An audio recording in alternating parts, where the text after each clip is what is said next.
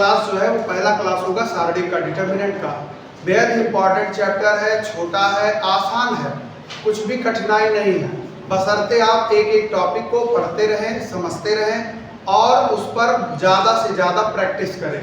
Per day आपको 15 से 20 सवाल अगर घर पे लगा रहे हैं तो कोई दिक्कत नहीं होने वाला है। तो आज की क्लास में हम लोग शुरू कर रहे हैं सारणिक, डिटर्मिनेंट। ये है आपके किताब का, जो गवर्नमेंट किताब चल रहा है वो है 4, ठीक है, अध्याय 4 और नाम है इसका सारणिक। अंग्रेजी में इसको कहते हैं डिटर्मिनेंट। डिटर्मिनेंट। बात आती है कि पहले हम लोग इस पे चर्चा कर लें कि हमको पढ़ना क्या क्या है, ठीक है। तो इसमें हम लोग को सबसे पहले पढ़ना है सारणिक का मान ज्ञात करना। सारणिक का मान ज्ञात करना। बात आती है किस विधि से? प्रसार विधि से। कई विधियां हैं बेटा, शॉर्टकट विधि भी है, वो फट से वैल्यू बताएगा, लेकिन वो आपके सिलेबस में नहीं। आपके सिलेबस में है एक्सपेंशन मेथड, प्रसार करना होगा। दूसरा आपके पास आएगा सारणिक के गुणधर्म। सारणिक के गुणधर्म, ये आपके पाठ्यक्रम से हटा दिया गया है। अभी तक ये पाठ्यक्रम का बहुत इंपॉर्टेंट पार्ट हुआ करता था, लेकिन अब इसको 2-3 सालों से हटा दिया गया है। लेकिन बिना गुणधर्म पढ़े काम नहीं चलेगा। तो एक अध्यापक के तौर पे और आपको एक स्टूडेंट के तौर पे इसको जरूर पढ़ना होगा। तो दूसरे टॉपिक पे हम लोग पढ़ेंगे सारणिक के गुणधर्म। उसके बाद में फिर तीसरा आएगा। तीसरा टॉपिक है त्रिभुज का क्षेत्रफल ज्ञात करना। क्षेत्रफल ज्ञात करना। त्रिभुज का क्षेत्रफल ज्ञात करना किसके द्वारा? सारणिक द्वारा। सारणिक विधि के द्वारा आप क्षेत्रफल ज्ञात करेंगे। इस पर आपका टोटल एक्सरसाइज है। जब आप बी एक्सरसाइज पढ़ेंगे 4B, तो उसमें आपको यही टॉपिक चलेगा। उसके बाद में फिर अगला टॉपिक अगर आप देखेंगे तो सारणिक में आपको पढ़ना है सारणिक का उपसारणिक। उपसारणिक और क्या पढ़ना है? सहखंड। सहखंड पढ़ना होगा और क्या पढ़ना होगा? उपसारणिक पढ़ना होगा। उसके बाद इस पर बेटा एक पूरा एक्सरसाइज आपका है सी। जब आप किताब देखेंगे तो 4C इसी पे है। उसके बाद में आएगा सहखंडज आव्यूह। सहखंड और सहखंडज दोनों में अंतर है। सहखंडज आव्यूह, इसको शॉर्टकट में लिखते हैं ADJA, एडजॉइंट मैट्रिक्स, ठीक है। इसके बाद आपको आखिरी टॉपिक पढ़ना है युगपत समीकरण। युगपत समीकरण का, युगपत समीकरण को हल करना किसके द्वारा? सारणिक और आव्यूह के द्वारा। तो आपको मैं अभी बता देता हूं, इससे 8 नंबर फिक्स है। जब भी आप एग्जाम देंगे बोर्ड एग्जाम में एक सवाल इससे फिक्स रहता है, ठीक है, ये आपका फिक्स है। बाकी सारणिक का मान ज्ञात करना, इससे 1 या 2 नंबर का एक फिक्स है। और थोड़ा बहुत सहखंडज का भी दे देता है या त्रिभुज का क्षेत्रफल, तो ये मिनिमम 2 नंबर या 4 नंबर तक भी, 5 नंबर तक भी जा सकता है। तो ये मान के चलिए कि आप 12 से 13 नंबर काउंटर करेंगे जब आप ये चैप्टर पढ़ लेंगे। तो आज की टॉपिक हम लोगों की होगी जिसमें हम लोग सीखेंगे सारणिक का मान ज्ञात करना, एक्सपेंशन मेथड। और ये मेथड क्या है? पहले एक्सरसाइज के लिए है। एक्सरसाइज 4A का सॉल्यूशन अगर आपको करना है तो उसमें आपको ज्ञात करना होगा सारणी का मान, ठीक है। तो चलिए फटाफट सबसे पहले हम लोग देखते हैं प्रश्नावली। प्रश्नावली 4A का परिचय। आज का क्लास हम लोगों का इसी पे है, परिचय पे। चिन्ह पहचान होगा कि यह है क्या। तो सबसे पहले बात आती है व्हाट इज डिटर्मिनेंट। सारणिक क्या है? सबसे पहली चीज है सारणिक क्या है। तो सारणिक के बारे में आप सीधा सा एक लैंग्वेज याद करना, वर्ग आव्यूह का संख्यात्मक मान। Value of A square matrix is called determinant. इसका क्या मतलब है? इसका मतलब ये है, आप इतने केवल याद रखो, संख्यात्मक मान। संख्यात्मक मान किसका? वर्ग आव्यूह का। वर्ग आव्यूह का, किसी भी वर्ग आव्यूह का संख्यात्मक मान सारणिक कहलाता है। जैसे मान लीजिए कि एक आपके पास यहाँ पे सारणिक है, आव्यूह है, वर्ग आव्यूह है। ये किस कोटि का है? प्रथम कोटि का है। तो इसका वैल्यू कितना होगा? 1। कैसे पता चला? इससे जब आप इस तरह कर देंगे तो ये इसका संख्यात्मक मान हो जाएगा और इसकी वैल्यू आ जाएगी 1। अगर मान लीजिए दिया है बेटा 1 2 3 4 ऐसे दिया, तो इसका संगत सारणिक हो जाएगा 1 2 3 4। फिर ये क्या है? ये एक आपका वैल्यू है, संख्यात्मक मान है। कैसे? 1 का गुणा 4 में 1 गुणे 4 माइनस 3 का गुणा 2 में 3 गुणे 2। सॉल्व करेंगे तो 4 माइनस 6 इज इक्वल टू -2। बात समझ में आई? तो किसी भी वर्ग आव्यूह का, किसी भी वर्ग आव्यूह का संख्यात्मक मान क्या कहलाता है? सारणिक कहलाता है। अब बात आती है कि सारणिक का मान ज्ञात करने के लिए हमें कौन सी विधि इस्तेमाल करना है। तो आप भी जानते हैं रास्ते बहुत होते हैं, तरीके बहुत होते हैं, लेकिन आपके पाठ्यक्रम में जो है आपको पढ़ना वो आपका है एक्सपेंशन मेथड, प्रसार विधि। और प्रसार विधि थोड़ा सा हमने आव्यूह में सिखाया था, आप अगर याद करें तो वहां पे हमने कुछ सिखाया था। चलिए आते हैं प्रसार विधि सीखते हैं। प्रसार विधि ध्यान से देखना। हम ये मान लें कि यदि A B C D E F G H I J 1 2 3 4 5 6 7 8 9 की जरूरत नहीं है, वास्तविक संख्याएं हों,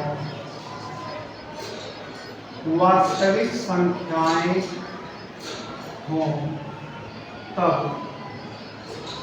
कैसे मान ज्ञात होगा? तो आपको कुल मिला जुला करके 3 तरह की सारणिक पढ़नी है। प्रथम कोटि की सारणिक, द्वितीय कोटि की सारणिक और तृतीय कोटि की सारणिक। तो प्रथम कोटि की सारणिक का प्रसार कैसे होगा ये सीखना है, और दूसरा सीखना है द्वितीय कोटि का अगर सारणिक है तो उसका प्रसार कैसे होगा, और आखिर में ये सीखना है कि अगर तृतीय कोटि का होगा तो प्रसार कैसे होगा। तो सबसे पहले हम लोग देखते हैं प्रथम कोटि का सारणिक। प्रथम कोटि का सारणिक, अगर कहीं प्रथम कोटि का सारणिक हो तो हम उसे कैसे सॉल्व करेंगे? ध्यान से देखना बेटा। अगर प्रथम कोटि का है तो इस टाइप के होगा। प्रथम कोटि मतलब 1 गुणे 1 कोटि का वर्ग आव्यूह हो। तो यहाँ पे देखो एक पंक्ति एक स्तंभ, एक पंक्ति और एक स्तंभ। तो अब इसकी वैल्यू क्या होगी? इसकी वैल्यू a होगी। बात आती है सर थोड़ा सा और स्पष्ट कर दीजिए। तो ध्यान से देखना, अगर आपको मिल जाए यहाँ पे 1 तो इसकी वैल्यू 1 होगी। अगर यहाँ पे मिल जाए -1 तो इसकी वैल्यू -1 होगी।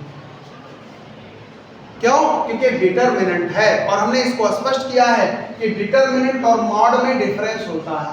अगर कहीं पे लिखा -1 और ये 1 आ गया तो इसका मतलब ये मॉड की बात कर रहा है, मापांक की। और अगर कहीं लिखा -1 और यहाँ भी -1 आ रहा तो इसका मतलब है कि ये डेट की बात कर, डिटरमिनेंट। समझ गए बात? बोलो। तो यहाँ पे जो भी वैल्यू रहेगा यहाँ अगर आ जा रहा है तो डिटरमिनेंट है। डिटरमिनेंट की खासियत यह है कि अगर प्रथम कोटि का है तो जो अंदर रहेगा वही उसका संख्यात्मक मान भी होगा। हमें कुछ करने की जरूरत नहीं है। इसमें 1 लिखा है, आंसर 1 आएगा। इसमें -1 लिखा है, -1 आएगा। 100 लिखा है तो 100 आएगा। -1/100 है तो -1/100 आएगा। क्लियर बात? बोलो। यहाँ तक कोई दिक्कत किसी को? बोलिए। अब आते हैं हम लोग द्वितीय कोटि के सारणिक पर। द्वितीय कोटि का सारणिक ध्यान से समझना। इसका मानक रूप होगा ए बी सी डी, ये होगा। बात आती है सर थोड़ा सा और इनके पीछे कुछ जादू चलता है, उसको भी देख लो। वो होता है plus minus minus plus, plus minus minus plus, ये इनका अपना स्थिति मान होता है। अगर पहले स्थान पे है तो पॉजिटिव, यहाँ पे है निगेटिव, यहाँ पे है निगेटिव, इसका अपना वैल्यू होता है। ये मतलब आपको प्रसार के समय काम आता है, इतना याद रखिए। बात आता है सर कैसे, तो इसको हमेशा याद रखना कि अगर प्लेस वैल्यू, प्लेस वैल्यू है ना, प्लेस समझ रहे हैं, ये प्लेस है, ये प्लेस है, ये प्लेस है, ये प्लेस, स्थान की बात कर रहे हैं, प्लेस वैल्यू पे ही सारा मामला है। अब प्लेस वैल्यू अगर आपका सम है, सम क्या है, सम, तो वो आपको पॉजिटिव देगा। और अगर प्लेस वैल्यू विषम है तो वो आपको क्या देगा, निगेटिव देगा, निगेटिव देगा। बात आती है कैसे, सर बताइए, यहाँ पे क्या है, तो यहाँ 1 1 है, यहाँ क्या है 1 2 है, यहाँ क्या है 2 1 है, यहाँ क्या है 2 2 है, यहाँ तो कोई दिक्कत।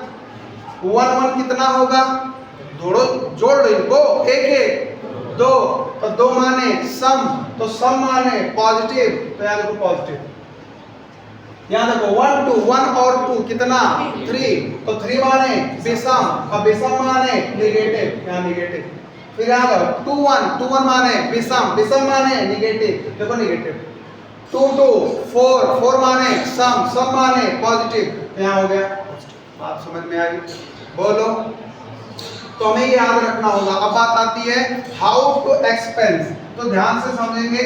यहाँ पे है ए, यहाँ पे है बी, यहाँ पे है सी, यहाँ पे है डी, तो एक्सपेंस कैसे होगा, ए का गुणा होगा डी में, याद रखना ये वाला सिंबल, ये मुख्य विकर्ण है। ए का गुणा होगा डी में ए डी, माइनस सी का गुणा बी में सी बी, यही आपको करना, फिर बाद में कैलकुलेट करके आंसर ले लेंगे। बात आती है सर एक बता दीजिए कैसे, तो चलिए बता ही देते हैं भाई। जैसे मान लीजिए आपको दिया है यहाँ पे 2 4 माइनस 3 3, ध्यान से समझना। अब हमें इसकी वैल्यू निकालनी है, तो हम करते हैं 2 गुणे 3 और फिर यहाँ माइनस लगेगा, फिर यहाँ है 4 गुणे माइनस 3, अभी हो जाएगा 2 3 6 माइनस माइनस प्लस 12, और ये वैल्यू कितना आ गया, कितना आ गया 18 आ गया। तो आपको कैलकुलेशन के समय में ये ध्यान देना होगा कि जब भी आपको एक्सपेंस करना हो द्वितीय कोटि का, तो डायरेक्ट मुख्य विकर्ण पहले गुणा होगा, माइनस माइनर जो विकर्ण आपका है, द्वितीय विकर्ण जिसको कहेंगे, वो आपका घट जाता है। इतनी बात क्लियर हो गई, बोलो। अब हम लोग सीखेंगे कि तृतीय कोटि का कैसे करेंगे, ठीक है। तो इतना पहले नोट कर लीजिए, फिर आते हैं तृतीय कोटि पे। अब हम लोग देखेंगे कि तृतीय कोटि का अगर सारणिक है तो उसका प्रसार करके हम मान कैसे निकालेंगे। तो तृतीय कोटि का प्रसार आपको बहुत अच्छे से सीखना पड़ेगा, क्योंकि ज़्यादातर सवाल इसी पे आएंगे। इसी की मदद से आप बड़े सवालों को भी कर पाएंगे। तो पहले देखिए, सबसे पहले ध्यान से देखना बेटा, अगर हम एग्जाम्पल से शुरू कर रहे हैं, मान लीजिए कि हमारे पास एक सारणिक है 2 3 4 5 4 3 2 7 1, इस तरह से इस सारणिक मैंने कुछ भी ऐसे रैंडम ले लिया है। अब इसकी वैल्यू निकालनी है, तो इसकी वैल्यू निकालने के लिए 6 तरीके हैं। कितने? 6 तरीके हैं, और 6 तरीके सेम वैल्यू देंगे। आप किसी भी रास्ते से चलोगे, 6 में से किसी भी रास्ते से, तो ये आपको कुल मिला जुला करके सेम वैल्यू ही देगा। कभी ऐसा नहीं होगा कि आपका वैल्यू डिसबैलेंस हो, वैल्यू वही आएगा। रास्ते 6 हैं। अब बात आती है कि अगर सर रास्ते 6 हैं तो क्यों 6 रास्ते, एक ही रास्ते से काम हो जाता। तो आपको जब मैं प्रॉपर्टी बताऊंगा कि किसी भी सारणी का गुणधर्म क्या होता है, तो वहां पे मैं आपको सिखाऊंगा कि कब कौन सा तरीका अपनाया जाए। मैं आपको पहले करके दिखाता हूं। सबसे पहले ये चीज आप याद रखना, एक चीज, plus minus plus minus plus minus plus minus plus, ये कैसे आया आपको पता चल गया होगा। जो सम जोड़ आएगा वो पॉजिटिव होगा, जो विषम जोड़ आएगा वो नेगेटिव। अब प्रसार कैसे करेंगे जरा देखो, ये R1, ये R2, ये R3, ये C1 माने column first, C1 C2 C3 6 रास्ते हैं और मैं करके दिखाता हूं। सबसे पहले R1 के सापेक्ष, R1 के सापेक्ष जब आप करेंगे तो जरा ध्यान देना, यहां मैं एक बार लिख दे रहा हूं 2 3 4 5 4 3 2 7 1। प्रसार कैसे होगा जरा ध्यान देना। R1 माने 2 है, 5 है, 2 है, ठीक है। अब R1 में ये देखो क्या है, पॉजिटिव, तो इसको लेने में कोई प्रॉब्लम नहीं है, आप ऐसे 2 ले लो। उसके बाद में बनेगा एक उप सारणिक। उप सारणिक कैसे पकड़ेंगे आप, 2 के लंबवत घटक गायब, इधर 2 के लंबवत घटक गायब, बचा का 4 3 7 1, तो ये उतर जाएगा 4 3 7 1। फिर आएगा 5, लेकिन 5 का मूल स्थान जो दिया गया है वो मूल स्थान निगेटिव है, तो यहाँ पे आएगा -5। ठीक। दूसरी बात, अगर यह -5 होता तो माइनस माइनस ये +5 हो जाता। बात क्लियर हुई। ये इसका प्लेस वैल्यू निगेटिव है तो यहाँ से उठाएंगे -5, ठीक है। अब -5 का लंबवत घटक ये गायब और ये लंबवत, समझ रहे हो ना, जब एक लाइन 90 डिग्री पर है तो हाइट 90 जाएगी, यही 90 जाएगी, तो 3 4 7 1 कितना होगा बाबू, 3 4 7 1। यहाँ तक कोनो दिक्कत। एक बाद देखा दुई, दुई माने +2, दुई में हाई देखा बंद, हाई देखा बंद, बचा का 3 4 4 3, तो ये होएगा 3 4 और ये होएगा 4 3। अब करेगा गुणाना, गुणाना माने गुणा, तो गुणाना करते समय क्या करना होता है, जो द्वितीय कोटि में हम लोग सीखे थे, 4 का गुणा 1 में 4 -3 का गुणा 7 में 21। फिर यहाँ पे 5 उतर गया, ब्रैकेट ले लो, 3 1 और 3 और 7 चौका 28। उसके बाद ये 2 है, 3 3 का 9, 4 चौका, यहाँ तक कोई दिक्कत। अब थोड़ा सा साल कर लो, ये हो जाएगा 2 गुणे 21 में से 4 घटा दो -17, ये एक साथ रहेंगे, ठीक है, ये ध्यान देना। फिर यहाँ -5 है, गुणा किसके साथ होगा, -25। फिर यहाँ आ जाओ 2 गुणे, इसको घटाएंगे तो कितना आएगा, -7। अब गुणा करो, 17 दूना 34, तो -34 हो गया। ये माइनस माइनस 25 बचे 125 और 7 दूना -14। अब माइनस माइनस साथ में कर लो तो हो जाएगा 14 और 4 48 ही हो जाएगा ना पूरा, 14 और 34 48, 125 और माइनस में कितना 48। अब इसको घटा दो तो 15 में से 8 गया 7, 11 में से 4 गया 7 और हो गया इसका आंसर। यहाँ कोई दिक्कत किसी को, ये चूंकि एक बार आप कर चुके हैं तो कोई प्रॉब्लम नहीं होगा। अब मैं कुछ और करने जा रहा हूँ। R1 के सापेक्ष आया 77। अब हम देखेंगे R2 के सापेक्ष, R2 के सापेक्ष कैसे होगा भाई, पहले उतार लेते हैं। 2 है, 3 है बेटा, 4 है, 5 है, 4 है, 3 है, 2 है, 7 है और क्या है 1। अब देखो प्रसार कैसे हुई, R2 माने हुई है 3 4 और 7, तो 3 4 और 7 के इनके मूल स्थान का वैल्यू क्या है, 3 का है माइनस, 4 का है पॉजिटिव और 7 का है नेगेटिव, तो प्लेस वैल्यू लेके चलेंगे। 3 है तो यहाँ आएगा -3, क्लियर। अब लंबवत घटक ले लो, ये गायब और ये गायब, तो बचा कौन, 5 3 2 1। बात समझ रहे हो, एक बार फिर से देख लो, सनपातो नहीं, ये गायब और ये गायब, तो बचा यहाँ 5 3, यहाँ बचा 2, यहाँ उतर जाएगा 5 3 2 1। दूसरे पे है 4 और 4 का प्लेस है पॉजिटिव, तो आएगा +4, +4 से ये बंद कर दिया। अब 4 का देखो हाई होएगा और ये ना 4 दिस, तो बच गया 2 4 2 1, 2 4 2 1। आखिरी में कहा है भाई 2। अब 2 देखो यहाँ निगेटिव है, पॉजिटिव तो गलत हो गया, यहाँ क्या रही, अब निगेटिव, उसके बाद में 7 है तो 7 है। अब 7 का लंबवत ये और ये, तो बचा कौन, 2 4 5 3, तो हो गया 2 4 5 3। यहाँ कोनो दिक्कत। अब इसको थोड़ा सा सरल करना, तो -3 मैं देखो डायरेक्ट करने की कोशिश कर रहा हूँ, 5 1 5 और 3 दूना 6, घटाओगे तो आएगा -1। इतनी बात कोई दिक्कत। इसके बाद है 4, या देखो 2 1 2 4 दूना 6, तो आएगा -4, 4 दूना 8 तो -6। भाई हाई तुम देख रहे हो तभी जोड़ घटाना हमारा कमजोर है। आगे देखो -7 है अंदर, 2 3 6 और 5 चौका -14 हो बाबू, हाँ बाबू यहाँ -3 -1 कितना हो गया +3, माइनस और प्लस -24 और यहाँ बेटा 14 सते है कहाँ ना जाओ कहाँ ट्रांसफर ले झूम लो 98 पॉजिटिव हो गया बेटा 98 और 3 101 है ना शुभ अंक मिल गया और 24 घटाए दो तो बेटा कितना आई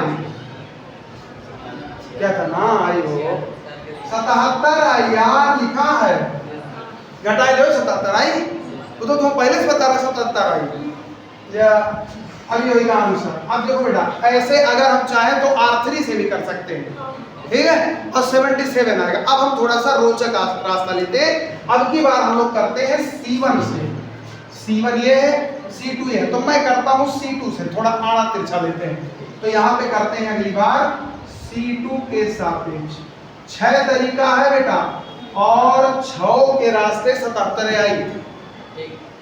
अब C2 सापेक्ष करो C2 कहाँ है C2 नहीं C2 ये है ठीक है इसके सापेक्ष हम लोग कर रहे हैं प्रसार डायरेक्ट करते हैं ठीक है ये C2 है बेटा बताओ C2 की औकात माइनस प्लस माइनस तो यहाँ पहले कब आई माइनस है पहले कब आई माइनस प्लस को चलना ही अब यहाँ आएगा -5 लंबवत घटक गायब कर दो तो 5 के लंबवत ये और ये गायब हो गए 3 4 7 ये ठीक है। उसके बाद क्या करना है बेटा 4 लेना है 4 की 5 की है तो +4 हो गया 4 में हाइट गायब तो 2 4 2 1 2 4 2 1 4 लेने के बाद अब कौन आएगा 3 और 3 है क्या -3 तो यहाँ पे 3 गायब कर दो तो 2 3 2 7 तो हो जाएगा 2 3 2 7 यहाँ तक कोई दिक्कत। अब थोड़ा कैलकुलेट कर लो ये माइनस है 3 एकम और 7 चौक फिर यहाँ 4 लिख दो भाई 2 एकम 2 4 दूना 8 यहाँ 3 लिख दो भाई 2 सते 14 और 2 3 6 यहाँ तक कोई दिक्कत। अब थोड़ा यहाँ देख लो कैलकुलेशन यहाँ देख लो हम बोलिए अब देखो यहाँ पे है -5 है ना क्योंकि अब -5 गुणे और 28 में से 3 गए 25 -25 फिर आ जाए भाई ये हो गया प्लस में 4 इंटू -6 फिर आ जाए -3 इंटू में कितना 14 में से 6 गए अब जरा देखो 25 25 प्लस में 125 4 6 -24 8 3 -24 अब ये आएगा तो 125 और -48 घटा चुका हो पहले से 77 ये देखा 125 -48 पहले से चुका हो कितना है यो 77 यो 77 और यो 77 कुल 77 और 3 रास्ता अभी और है R3 के सापेक्ष C1 के सापेक्ष और C3 के सापेक्ष और जिससे भी लगाओगे वैल्यू कितना आएगा 77 आएगा। बात समझ गए हर सवाल का 77 नहीं आएगा बिना दोनों सवाल लगाओ बाद में कह दो आंसर 77 मतलब किसी एक रास्ते से लगाओगे जो वैल्यू आ गया बाकी सारे रास्ते से वही वैल्यू देगा। बात समझ में आ गया बोलिए प्रसार में कोई दिक्कत नहीं तो इतना नोट कर लीजिए फिर हम आपको देते हैं होमवर्क।